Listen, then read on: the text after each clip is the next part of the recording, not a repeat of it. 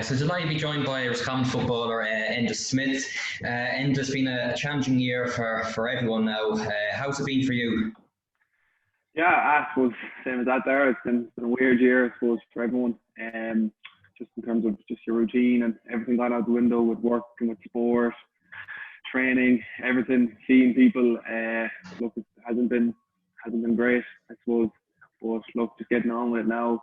Kind of thought we were at the end of it at one stage where we're kind of back into it again. But look, we've been here before, so just kind of knuckle down now and hopefully see this through. And I'm still kind of hoping on maybe the next 6, 7 months we'll be back to some sort of normality. Yeah, from like a sporting front, I'm sure maybe like last April or May, you wouldn't have thought you would have played as much football as you did with Boyle, your club, and Roscommon in the inter-county. Like, how was it all?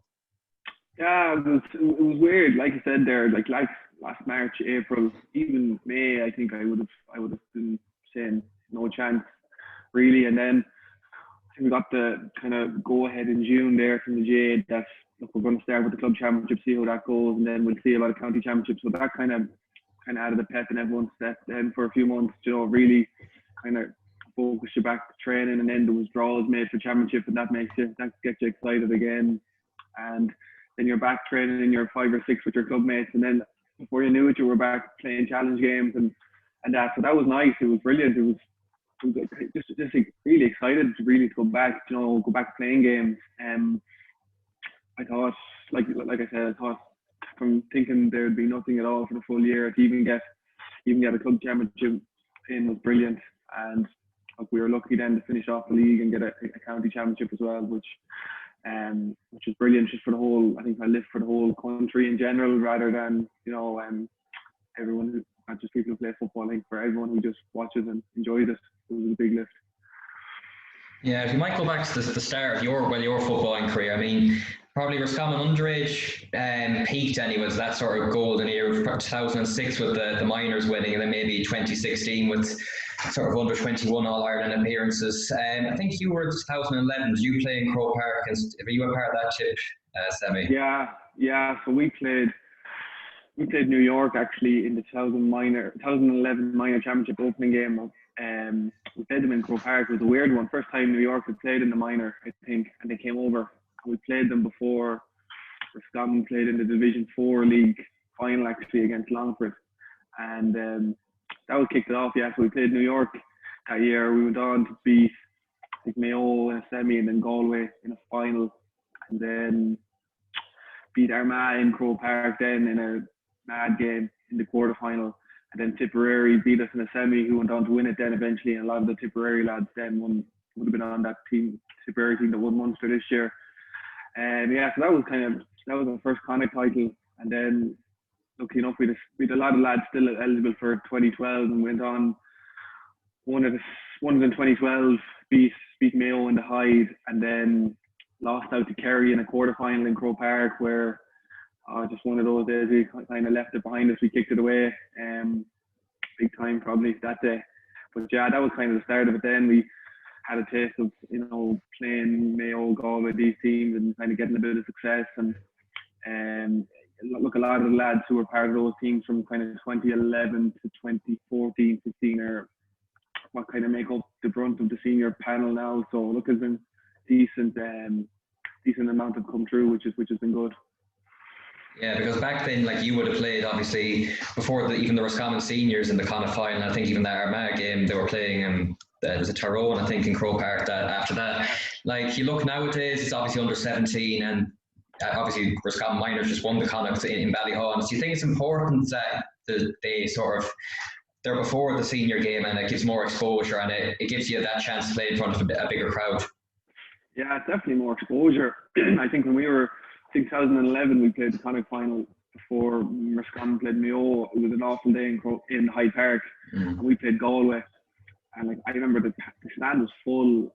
Definitely, it's like the pitch was full by half time in our game, and obviously we were in the minor and the senior, so we had a big help in the crowd, and it was massive. It does definitely help you and give you a big boost. And like you said, they're playing for Roscommon played Tyrone then in the quarterfinal. It does, like, there's no doubt it gives you a big boost. And I'd say as minors, the under 17s, they probably, I suppose, they don't know what they're missing out on because they haven't experienced it before. So, but remember when we played minor, it was definitely brilliant because you just got a huge exposure. Like fans were there supporting you, massive crowds, and it was brilliant to play in front of that amount of people at that age. So it's definitely something that was, I'd say, definitely that the under 17s nowadays will probably miss out on. But look, I suppose at this stage, as long as they get the games played the way things are, I think they'll be happy, Yeah, then you move on to under 21 and the 2014. Obviously, you got to the All Ireland final against Dublin. Like when you look at that Dublin team now, even I've program of it. Like some of the players I had, Paul Mannion's, Brian Fenton's, and McCaffrey's. Like they had some team. Yeah, they did. They were an incredible team, and they were actually Kieran Kilkenny was injured for him that year as well, which says it all how strong they were. And even Brian Fenton actually didn't start all the Leinster campaign. He only came in, I think, around the semi-final final because of Shane Carty, the midfielder, pulled out. So like Fenton wasn't even starting on that team. But like you said, yeah, they were from the recent final that they just beat Mayo in. Like you had Fenton, John Small, McDade, McCaffrey, Davy Byrne, Cormac Costello, Mannion, Niall Scully. There's about 8 or 9 straight off the cuff. There's probably more I can't think of, but just kind of shows the strength of that team. And look, we were, I wouldn't say we were in bonus territory to get to the final that day. I think we were well merited to be there, but we were just close against a far superior team and got well bet on the day. And kind of when you look back on that, you kind of thinking, right, we're just bet by the better team here today. I think there's no real, what was one we kicked away. It wasn't one that a ref did us out of something. It was just a better team beat us, and kind of you live with that, I think. Were a lot of them underage games that you have even more freedom to play? Like how much tactics were actually put into them? Because you were involved in a lot of high-scoring games. I know even that semi-final against Cork was another great one in Portlaoise, and I think the kind of final the year after was against Galway in June. Like great high-scoring games. Like is there that's what missing nowadays? That maybe too much emphasis put into tactics and defensive play in underage, anyways. Yeah, possibly. I think with regards to our team anyway, like we were very much off the cuff. Like obviously you had your set where you played, like your set structures, you work hard, you try and defend in as much as a group as you can, in numbers as you can. But in terms of having the ball, I don't think you can coach players for when you actually have the ball. I think it's very much off the cuff. It was off the cuff for us. Like games often take on a life of their own completely, and situations arise that you just can't train for. You can't program a lad to do something in training, and then it just doesn't happen like that in the game. So we were very much off the cuff, and we were lucky. We had a team full of a lot of really good footballers, smart footballers. I think a lot of really intelligent footballers who played off the cuff. And if something was on, if we had a sniff from a goal chance, we were pushing it. We weren't kind of happy taking points. As such, if there was a sniff of a goal chance, we were really trying to push that last pass to try and get a goal. And yeah, like you said, it showed in those in games. Like, and it might have left us exposed at times at the back, but it was just the way we played, the way we were brought up to play. Like I said, there was, I suppose, certain structures in place, tactics that. But in terms of having the ball, we were certainly allowed to express ourselves and weren't told you're not allowed to kick a ball or anything like that. It was very much play football, and it was, like you said, it's seriously enjoyable football to play, high-scoring games. And like when you came out on the right side of it, it made it all the better, I suppose. Yeah, I mean, you were brought into the senior panel then at a fairly young age. I think you were throwing in, was it against Mayo in the Hyde? Like, did you even realise what a huge step up it was against, calibre teams like them? Yeah, it was weird when I was brought in 2013 by John Evans, kind of February, March time, I think. Came on in a couple of league games, the end of the league, and then championship. Then we had Mayo, and then I'd say Mayo were in their peak nearly at that stage. They lost the 2012 final. They obviously went on to play in the 2013 final. So yeah, I came on. We were getting well bet by them at half time. I came on at half time. It was a different ball game altogether. Senior, like in comparison pace wise, and in terms of the level you needed to get to, probably a big realization for me at that stage. about where you needed to go. Just looking at calibre, because we ended up playing Tyrone then in the qualifiers, and although we actually came quite close to them, we lost them by 2 points. They got to an All-Ireland semi-final that year, so you're basically playing two of the top. My introduction to county senior football was playing two of the top 3 or 4 teams in the country, so it was definitely thrown into the deep end. But it's something that we look back at now, and it was something that made you realise that you had a lot of work to do to even get to that level, and we're still trying to break that ceiling of trying to get to the last 4 in the country or whatever. So it's it was definitely an eye opener being thrown in at that age.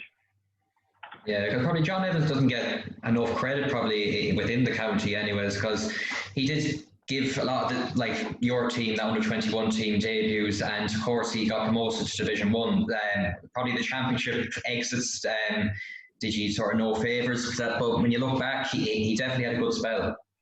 Yeah, he did. In fairness, John, one thing he bled a lot of the young lads in. He wasn't afraid to throw us in.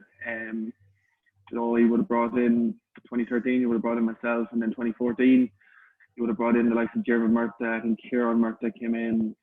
2015, Ultan Harney would have came in, and a few more. So he did bleed a lot of us into the panel, just getting us amongst the panel, I think, first and foremost. Yeah. And then he wasn't afraid to throw us in. If we were playing well, he wasn't afraid to throw us in either, which was just, obviously for us it was great.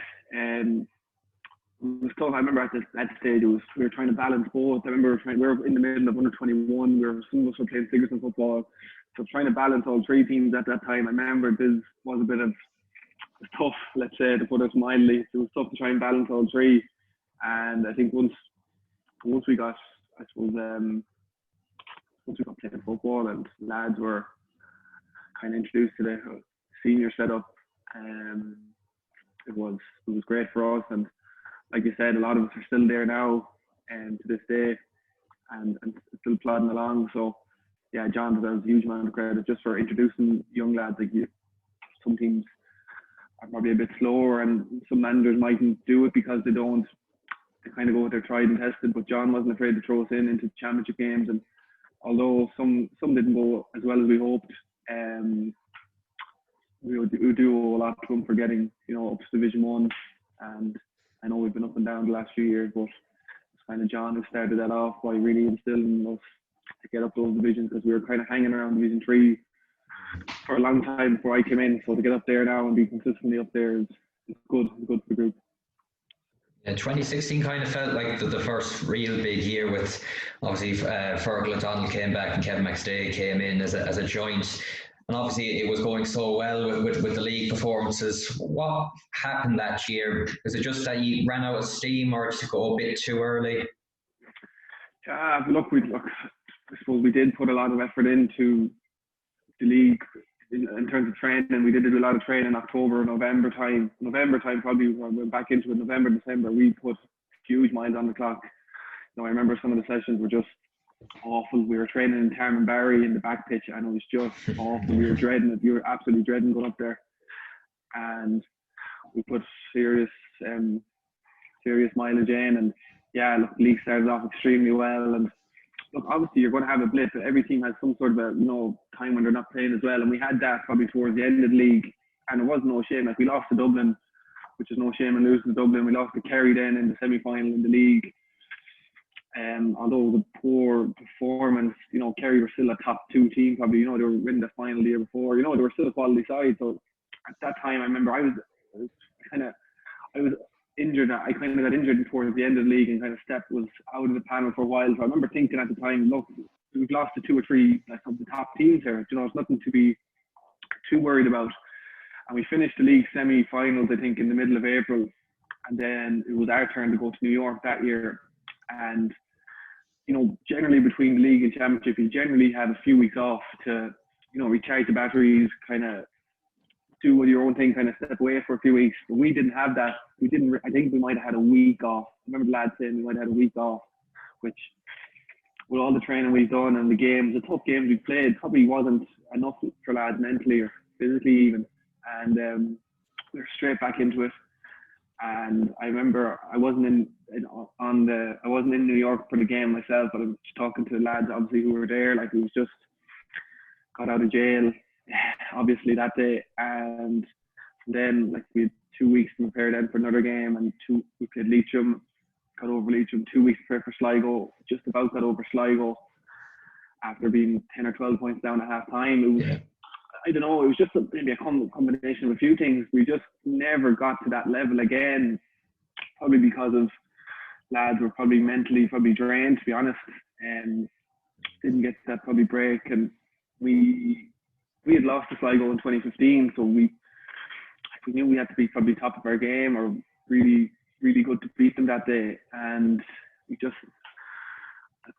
about got over the line that day. And yeah, just kind of, it's a hard one there really to put your finger on. You know, people would say, sure, do you not love playing games? And you do love playing games, but I remember just that time training at that stage, we were just, a lot of lads were just kind of probably just mentally kind of out of it at that stage. And when you're just about getting over the line and performances aren't good, it probably seeps into the mindset of some lads as well, of the team, and ultimately got well bet by Galway in a replay. And I got probably that Clare game then in the qualifiers, probably one of the worst days probably I've had anyway in a county jersey. Just kind of, that was kind of the final nail in the coffin for that kind of 3 or 4 months there, which was really disappointing. Yeah, because then a couple of years kind of sum up, you're judged on your championship rather than your league, because 2016 great league, poor championship, and then obviously the following year you get relegated, really poor league, and you win Connacht, and everyone thinks you've had a great year then. Yeah, it's funny. Yeah, like, we were desperate in the 2017 league. We were really poor, to be honest. I don't think we were close to winning any game at all. You know, of any of the games that meant something. I know we beat Cavan at the end, but we were both relegated, so it was kind of just a glorified challenge nearly. But the games before that, you know, well bet by Tyrone in the first game. Monaghan beat us well, Mayo beat us well, Dublin Hockey beat us, Kerry beat us well. And then you're going off, beat Cavan, which was nice to finish it off, whatever. And then we had an 11-week break till our first championship game. So you're going from, I suppose, the year previous, going from maybe a week off, and after getting pummeled by Kerry in a semi-final, to go back in the championship training, going from beating Cavan and morale is good after obviously winning the game, to an 11-week break, and nothing's expected of you essentially, because you're after getting relegated. So we had 11 weeks, like honestly, like 11 weeks off. To think about it now is just crazy. I think we had 11 weeks off. We went back to the club for a while, but lads were kind of generally doing their own thing, training away, and came back into it then. We might have had maybe 6-7 weeks to train for the Leitrim game, which was the middle to end of June, and prepped well for that. Gave Leitrim the respect they deserve or whatever, and you know, got over it comfortably, which was expected. No big hullabaloo. People nothing really expected of us, and just getting primed really for a kind of final against Galway or Mayo, which ended up being Galway. And look, coming in really as underdogs, written off, and probably suited us well. And even say today, from like leading into that game, just had the feeling in your head that you're going to win it 10 days out. I remember thinking, can't see us losing this game really, to be honest. And that was just the way we felt. Just the training was going, and Kevin and the lads kind of instilled in us, and turned out to be obviously a great day. Any day you beat Galway by 9 or 10 points was brilliant, to be honest. Yeah, really good, and gave Mayo plenty of it in the quarter final. Probably one that left behind us, and ultimately lost out to them well in the quarter final. But yeah, it's funny how you say the difference in, you win one big game nearly in 2017 and it's a great year, and you win 2 or 3 huge games in 2016, but it's league and it's a poor year. But yeah, that's just the way it was, and it's just a total contrast, the 2 years, total contrast in how they ended up. Yeah, because you can even see from the, obviously AIB did that documentary on it, you can see you were ready for that game. You knew that was Galway. I think Galway won Division 2 that year, and they obviously taken Mayo, and you don't know if they had an eye on a quarter final or something like that, but you could just see that you were ready, and you got the great start obviously with the goal, and I think you probably kicked it away a bit in the first half with all the wides, but you got back in and you took it out. Yeah, it was. Yeah, we were really dominant that first half. Obviously, the goal gave us a cushion, but we didn't score. I think for about 15 minutes after that goal. I think it was like 1-6 or 1-5 to maybe two points or 2 or 3 points for ages, and we had missed loads, and we had the win, like you said. We kept missing kind of easy-ish chances that you'd expect lads to take. And I remember Kevin on the sideline was going mad. Like you could visibly see him, like just kind of, Jesus, we've let another one slip. Like this is going to come back to haunt us. And I think Jeremy Murtagh got one just on or close to half time, put us 1-6 to maybe 2 up half time, which 7 points up. It's a decent lead, and any wind or no wind, it's a decent lead. But obviously, New did come at us, and they did initially. They kind of came back with 2 or 3 points, and then Brian Stack got that goal to put us 9 up. And then they came at us again, and they could have got 5 in a row, I think, and put us under pressure. But then we just, for the last 10 or 15 minutes, I don't think they scored at all. And for every point, we got a point here every 2 or maybe 3 or 4 minutes, which just kind of kept us at arm's length for the whole game. And so the last 5 or 6 minutes then is just a total blur, because you have people lining up on the sideline, and you have kind of little things happening on the pitch, to the scuffles, a few men got sent off, and then we ended up taking 2 or 3 points in the end just to kind of put the gloss on it. And all of a sudden, from something that was a close game 15 minutes ago, 3 or 4 points, and you're on the edge. We ended up in a comfortable 9-point win, like, and you're just, where did that come out of, really? And look, brilliant, and kind of definitely one of the good days. Yeah, obviously from a Roscommon point of view, Salthill's been a great place, but is it one of the worst grounds to play at with all that wind, and it's nearly a game of 2 halves, and the weather's always been terrible there? Yeah, look, I suppose the weather is always been terrible there, but in terms of Salthill itself, like, it's great. Like it's a nice stand, it's in terms of like the crowd are right on top of you, which is brilliant. The surface is always brilliant, and in terms of all that, it's brilliant. But just the weather, it's just what you want to get is typical Irish weather, like it's wind and rain. And even last year in the Connacht final, I'd say we had nearly every sort of weather in that first half. It lashed on us for about 10 minutes, and then the sun shone for the second half, and the wind wasn't as bad last year, believe it or not. It was bad, but it wasn't near as bad as 2017. But it just kind of comes with Salthill, isn't it? It's just, you adapt, you try and adapt as best you can and make the most of the conditions when you have them.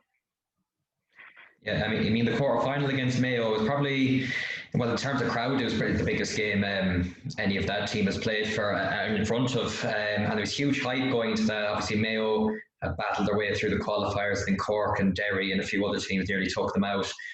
Like I said, I think earlier, it probably was one that you left behind. Yeah, look, it probably was. Yeah, there was, but there was huge hype going into it. I remember Mayo, like you said, came through the qualifiers. Clare and Derry and Cork nearly tipped them then in the 4th round the week before us, or 2 weeks before us. Yeah. They went extra time, and Mayo got through. And what you knew was Mayo, you knew it was just going to be it's just a difficult game. Croke Park is nearly their second home the last 6 or 7 years, really. Don't think anyone's played as much as them, bar Dublin, obviously. But it was just mad. Like you said, crowd-wise, I think maybe 65, 70,000. So there's more than any of us have ever played in. And atmosphere was just unbelievable. I remember coming out on the pitch that day, it was just incredible. And started off unbelievably well, and they slowly got back into it. And it was still tied at half time. I think there was a point either side. I'm not sure who was up at half time, but there was a point either way. Still tight.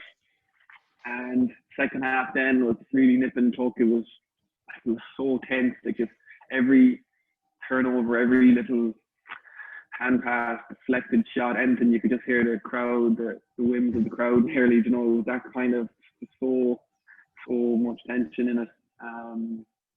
And look, we managed to get the draw in the end with the late free kick. And I don't know, I don't think it wasn't a case that we were happy with ourselves, because we felt we left it behind, especially the first half. But probably knew Mayo had been this road before, and they were just well more equipped the second day. They probably showed all their experience and just swallowed us aside quite easily, which was disappointing. But look, obviously we're a very good team. Just they go on to lose to Dublin by a point in the All-Ireland final, and we had them to the pin of their collar only a month or 6 weeks before that. It's funny how it works. But we just kind of get on with it. Yeah, obviously the following year you lost to Galway in the Connacht final, but the Super 8 was introduced. Actually, one person did ask, do you prefer the Super 8s or say the knockout football like the year before against Mayo? I remember when the concept of the Super 8s was introduced. I remember thinking to myself, geez, wouldn't that be brilliant? Like, wouldn't that be brilliant to get to the Super 8s? I imagine these games, like 3 or 4 games every weekend for the month of July. Like all the top 8 teams going against each other. It'd be absolutely class. It'd be class to play in. Brilliant for fans to watch. It would be like I just think, I remember thinking to myself, you have to be a part of that. You want to be there. You have to be there. And initially, obviously, it was like I said, you had to be a part of it. I thought it was a brilliant idea, and I still think it was a good idea. But in terms of being part of it then, and obviously we had a couple of tough groups, lost heavily in a couple of games, and like 2 years in a row, our last game was a dead rubber essentially. And you're preparing 2 weeks for that dead rubber, and it was just a slog knowing that the season's over essentially. It's a bit of a kick in the teeth. It probably suited the bigger teams more so. Super 8s in terms of probably the panels and to deal with it, whereas the smaller teams that made the Super 8s probably don't. But if you ask me what I prefer, I still probably, in terms of all that, and I did like Super 8, I still probably prefer the knockout one-off quarter-final game. It just gives you the novelty. I don't think if Super 8 continued even this year, I don't think you'd have seen a Tipperary or a Cavan in an All-Ireland semi-final. I genuinely don't. I think the top teams always make it through, and it's no coincidence top teams didn't make it through semi-finals in the 4 years or in the couple of years of Super 8. So in terms of if I had to choose, I'd definitely go knockout, just straight knockout. But Super 8s were enjoyable for, I think the general football fan were a good spectacle. Yeah, it's probably unfortunate for you that you had Dublin in the group as well, so it puts even more pressure on that first game the whole time. Yeah, we had like Dublin and Tyrone really, and the first year we Dublin, Tyrone, Donegal. Like you're not going to have it harder than them 3 teams. Yeah. I don't think. And then even last year, Tyrone again in the Hyde, and there was so much emphasis on that first game, knowing realistically we had to win it. We had Dublin and Croke Park a week later. And then when you don't win that, and you're 6 days later, and you're preparing for Dublin coming down the track, and it was going to be tough, and obviously it was. Look, it was just disappointing, just the way it fell for us, I suppose. Yeah, I mean, last year, obviously, or 2019 even now, Anthony Cunningham came in. What did he change? It seemed like maybe a bit more defensive structure in place. Even a bit more toughness about the team. Maybe you were a bit too nice the couple of years, nice footballers, but just didn't, when it came to the tough games, you just didn't have enough. Yeah, it's fair comments, definitely. Look, Anthony brought in a lot. Obviously he's from a hurling background with Galway. Most of his time was managing hurling teams, but he knows what it takes to get there. He brought Galway to the brink a couple of times, only losing to Kilkenny in All-Ireland finals, so he knew what it was about. Well, he did instill that bit of toughness and just a bit of realisation into us. I think that, look, what we've been doing the last number of years isn't going to cut it. If you want to get to this level, you're going to have to do X, Y, and Z to get there, and it's not all rainbows. It's going to be tough. Essentially, it's going to be hard work, and I think we just knuckled down really to that from then. I think it was, like I said, it wasn't any secret formula that he gave us. It was just knuckling down and lads just putting in huge work, especially those first few months. And I think always with a new kind of setup and management, you always get that kind of initial kick. Lads really buy in and get into it, and that definitely happened with us. Lads were 100% in, and it did show our performances. Lads were just kind of putting their bodies on the line, and those first few months were where they were very tough in terms of training wise, and that they were enjoyable because you were seeing the results on the pitch. So he added that a lot. Like, he added obviously a couple of really good lads with him in terms of coaching and S&C, and once you get all that right, and players, like I said, big thing on the players getting that buy-in, it just makes something good. And we were bubbling away that year nicely. I know that a couple of league games we were flat in, but I still thought we were bubbling away quite okay coming into championship. Had a few challenges leading into championship and felt we were going quite well, and turned in. Even people talk about the Mayo and Galway games that year. I don't think they were near our best performances, but we dug them out because it was, especially the Mayo game, I didn't think we were particularly great at all that day, but we just really just worked hard, kind of died for one another, if you want to put it that way, and just stayed in the game, which was important. Stayed there, wasn't like we were still in the game 65, 70 minutes in, and got our chance to win it. Vincent kicked it, obviously, and yeah, rest is history then, I suppose. Yeah, because I even always say that Mayo game just felt huge. It nearly felt, I know the kind of final was absolutely brilliant and it was great to win that, but did it feel that Mayo game even bigger than the Galway game, considering we haven't beaten Mayo for so long? Yeah, it was. I think for fans, it probably was bigger. I think the fans probably felt it was bigger, definitely, from any of my friends or lads who were at the game. They'll say the Mayo game was just unbelievable compared. Like I said, the kind of final was brilliant, but the Mayo game was just unreal. I think the manner of it as well. I just think the last minute point and them missing the free in the last kick of the game, like all that adds to it as well, you know. So I think there was a few parts of it that added to it, and obviously beating Mayo for the first time in X amount of years as well was a big thing. But yeah, like celebrations that day were just, it was like winning a Connacht title. It was similar to winning the first Connacht title in 2017. Really, that's what it felt like. But yeah, just mad scenes altogether. Yeah, it was probably then important to sort of get away from all that and sort of park it to one side. It's great, but we can look back at it afterwards. When you win the Connacht title. Exactly. Yeah, we knew after that. People were saying, did you over celebrate that Mayo game? And I didn't think we did. It was just natural emotions in lads and in supporters and everything. Like we had enjoyed our couple of days and enjoyed it, but we were back training again and kind of refocused again. And I know there was still talk about it with supporters and that, but we were back in training and had a few bumps in the road in training regards injuries. Ulton Harney and Colleen and did their cruciates leading up to the Galway games, so they were kind of realizations that, right, just we have to knuckle down here. We're down 2 men here straight away, and knuckle down, and didn't really let it affect us the whole while that Mayo game, and ended up turning out a great second half performance against Galway. Yeah, I mean, even that early pitch invasion against Galway, because I did ask Anthony Cunningham when I had him on the last, and he was worried that the game might have been called off. He was looking at it a different way. He didn't see the funny side to it, but it was a bit chaotic towards the end of that game. Yeah, it was madness. I remember I had just gone off before that, and seeing the fans, there was a few nerves. It wasn't as if we were 8 or 9 points up. There was only still 2, 3, 4 points in it. That was the problem. I think I don't know, supporters thought we were winning this handy, but we weren't. And I remember being on the sideline like this. I remember a ball came in, a high ball, and it was flicked. I think Darren O'Malley just saved it with feet, inches kind of stuff. That could have went anywhere, and you're holding your breath.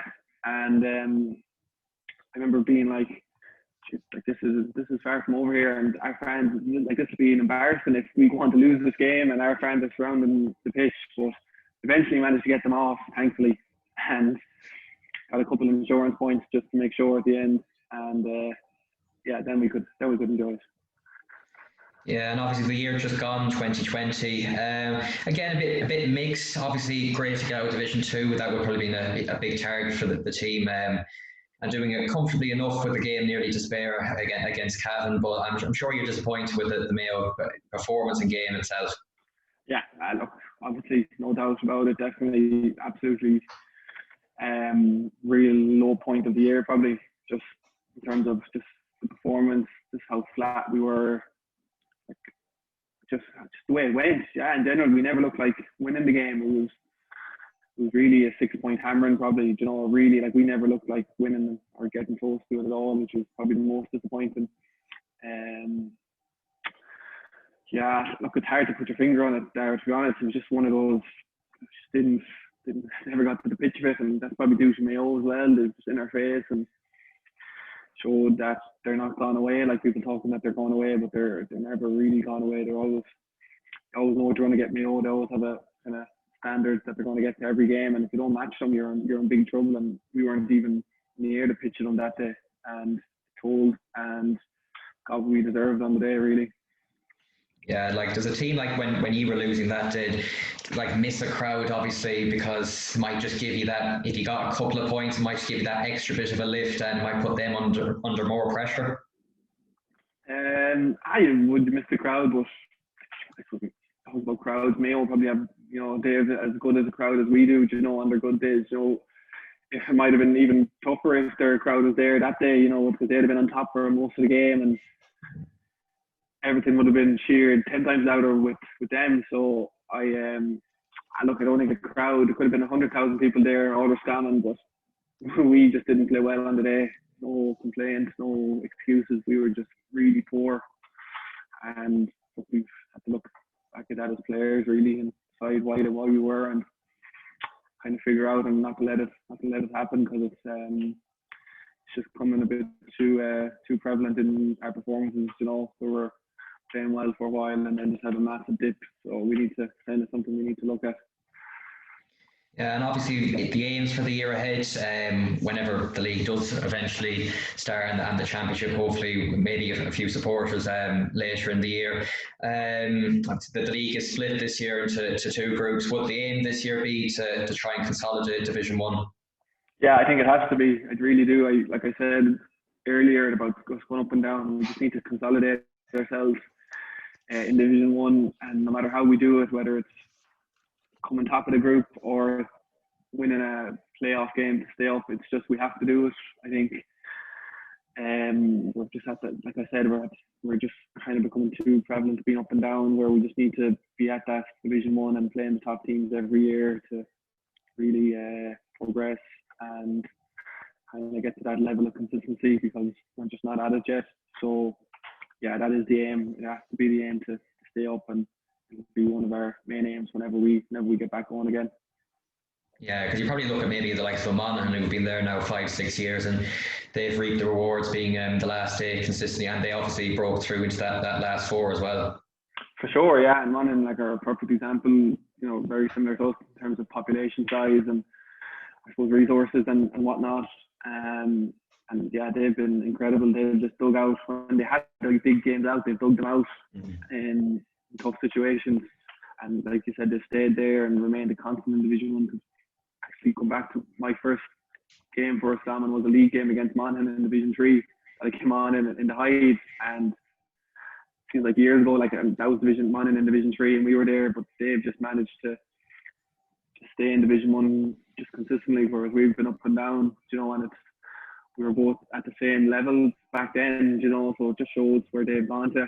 And like you said, they've won their few provincial titles, same as ourselves, but they've obviously kicked on a bit further, getting to a semi, and, you know, within a couple of inches of getting to a final, really, if truth be told. So yeah, they're definitely a team that should kind of look to and trying to emulate this in terms of consistency wise. Yeah, and I mean, obviously the last month or so, there was a lot of talk about this Dublin dominance argument. Like, where do you stand on it? Because you kind of think that it only applies to a certain amount of teams, like the likes of Roscommon, we're probably 8th, 9th, whatever it is, where we're not really challenging them. And even if there are split or money divided, we still probably won't make too much of a difference. Yeah, look, I think it's been the hot topic the last 2 months, really. You're kind of nearly sick of hearing it at this stage, but I think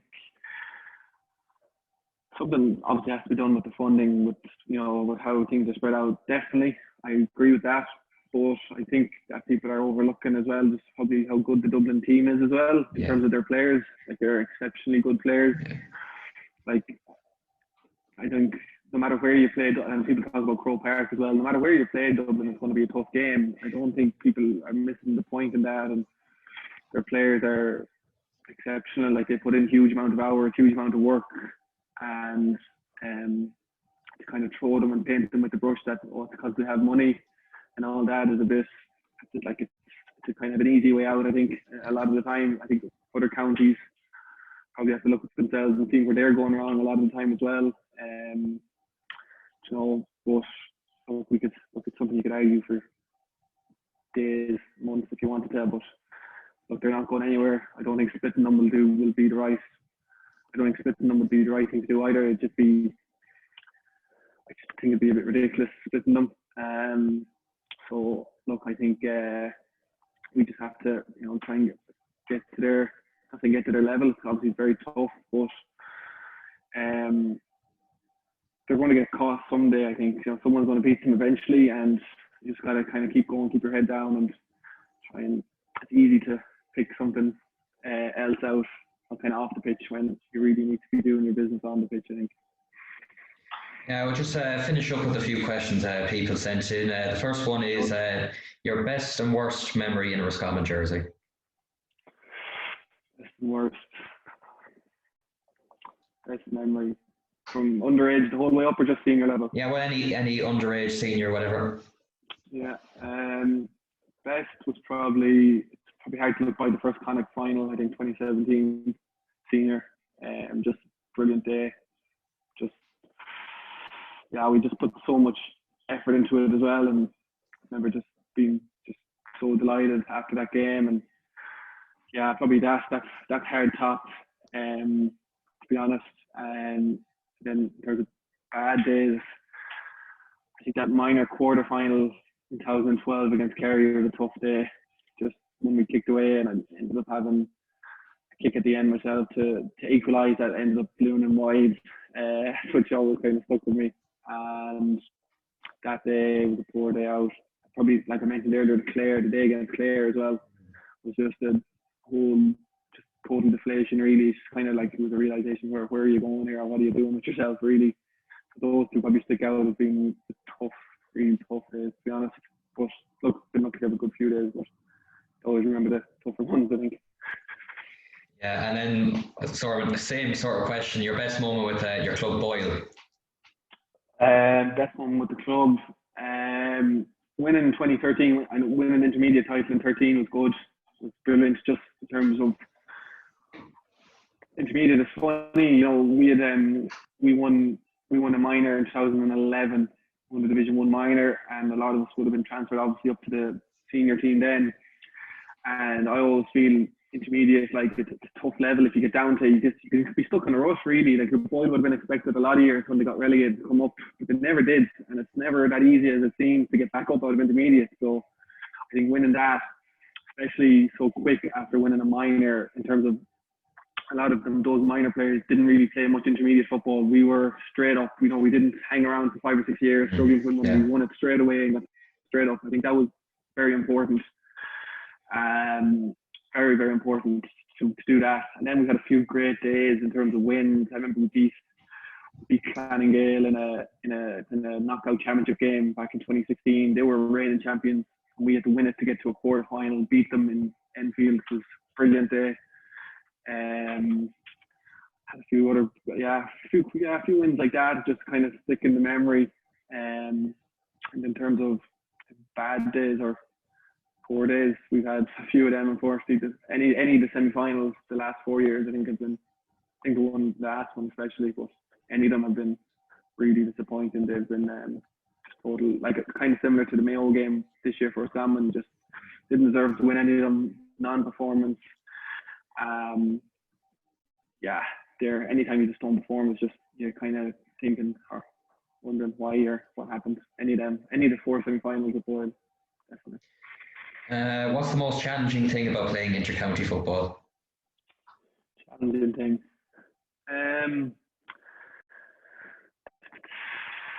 Challenging thing. It was the interesting one. You sacrifice. I suppose you sacrifice a lot of your life, I suppose. I always say to lads, like, there's not a gun to lads' heads to play. Like, if you don't want to play, you don't have to play.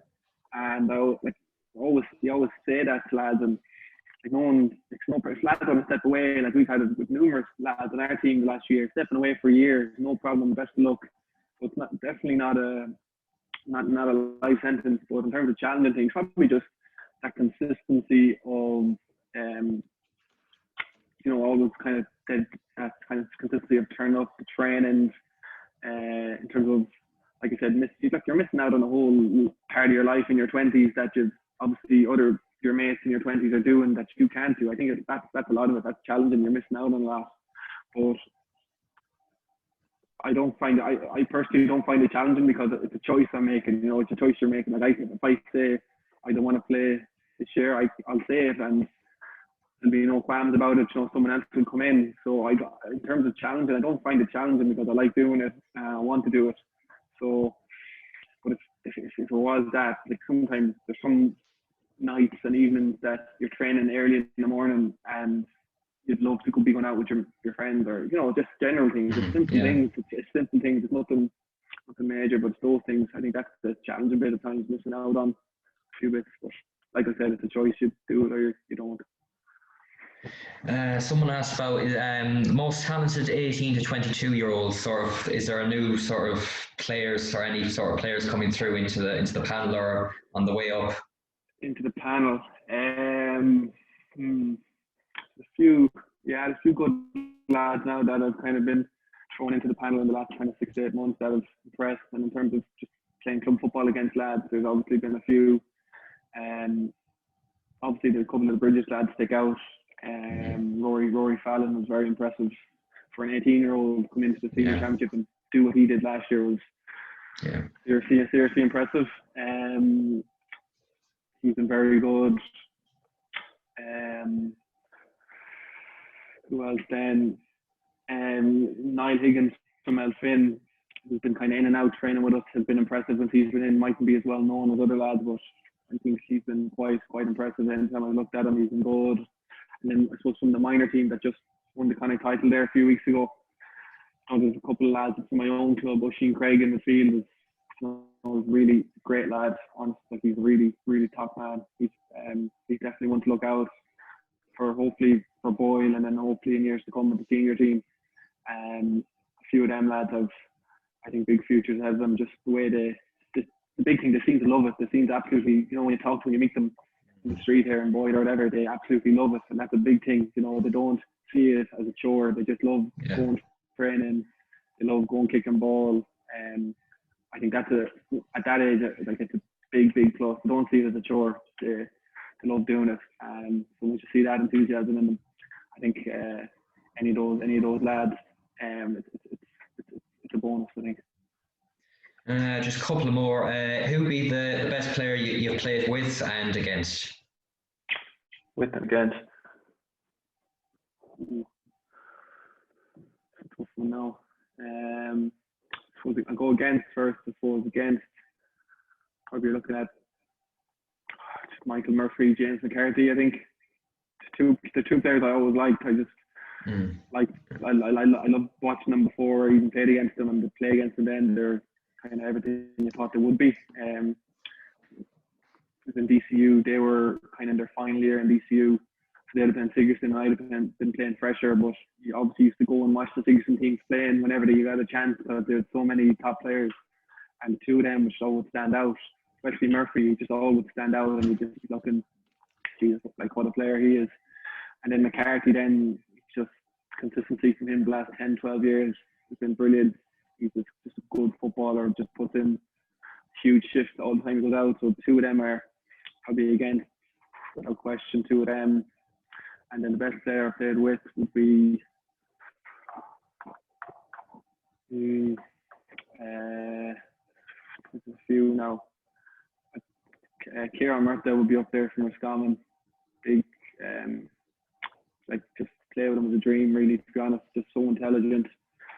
I think we're on the same wavelength. We have a good understanding with each other, just knowing where each other will be a lot of the time, which is a big help.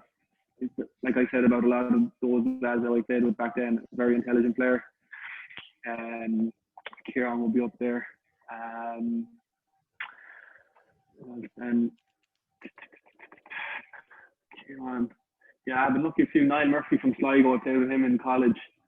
Niall Murphy, very, very talented player, just smart player, just great on the ball, really, really talented. Two of them definitely up there as two of the best players I've played with. Been lucky to play with. Like, just honest to God, I could name 7 or 8 more I could, but two of them just stick out just from different moments in games, I think. And then the last one is a bit of a different one. If you had to pick a five-a-side team of just GA players, so anyone from the country. Anyone from the country. So what do you say? A goalie, a defender, 2 midfielders, and a forward, maybe, or anyway. Yeah. Goals, you'd have to pick Fluxton, wouldn't you? Probably would. You'd have Fenton definitely in there. Michael Murphy, Clifford, and you better pick it back.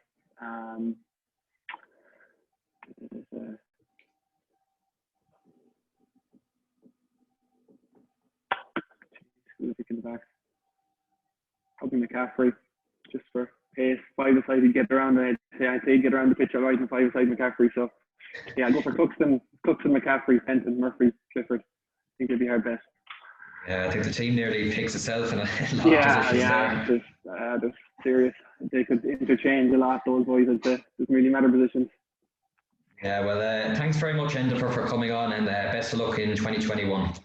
Thanks, Dara. Thanks a lot. All the best.